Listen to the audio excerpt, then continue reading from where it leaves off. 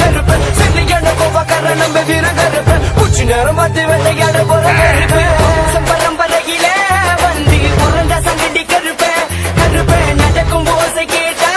எல்லையில சூடம் பத்தி எரியோ சங்கடி கருப்பம் பேர கேட்டா எல்லையில சேட்டா ஓட்டி கொடியோ கருப்பு வம்சம் பரம்பரையில வந்து பிறந்த சங்கடி கருப்பு